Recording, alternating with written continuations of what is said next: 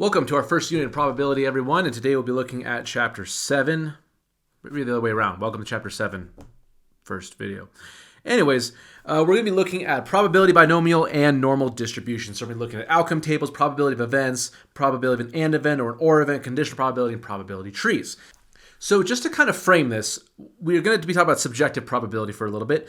And so what it is based on past experiences and opinions rather than an actual formal calculation. So the winning team in the FIFA World Cup in 2030 will be from the Americas, or it's going to rain tomorrow. The world will be free of all dictators within the next 10 years. All right, there's I guess to some extent you can use past data to sort of form a prediction, but you can't exactly run a trial per se. And that's why it's subjective. It's a little bit left more open to opinion. It's a little bit more based on past experiences, which the difference would be experimental probability.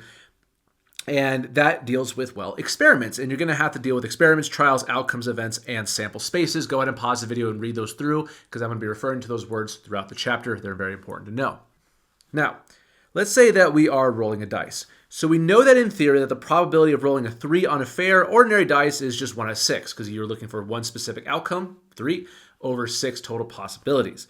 So in theory, 1 in 6 throws a 3. So we rolled it 6 times, we would get 1 3. If we roll the dice 600, we would expect that 100 of them would be multiplied by 3. So we're just multiplying the numerator and denominator of that fraction by 100. But in practice, we know that we're not really going to get exactly 100, but let's say we actually did that through an experiment and we got 92. That 92 over 600 would be called the relative frequency.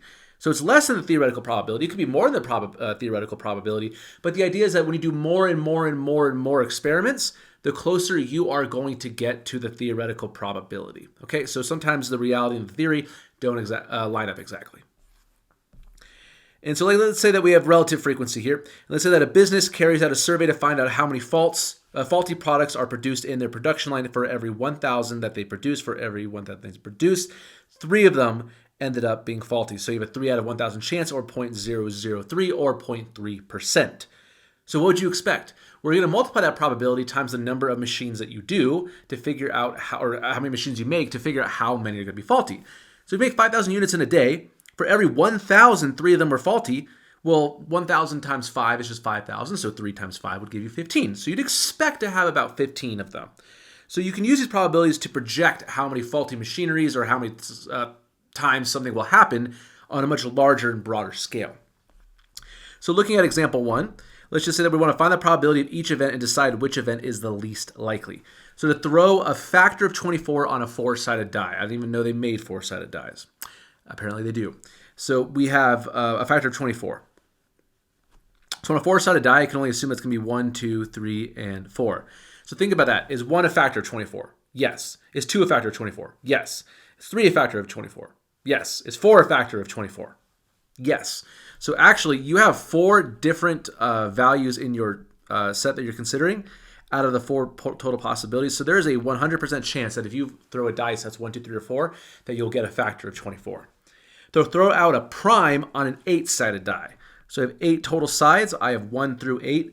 Now let's see about the prime numbers. 1 and 2 are not considered prime. So 1 is not considered prime, but 2 is. So we have 2, 3 is prime, 4 is not prime, 5 is prime, 6 is not prime, 7 is prime, 8 is not prime.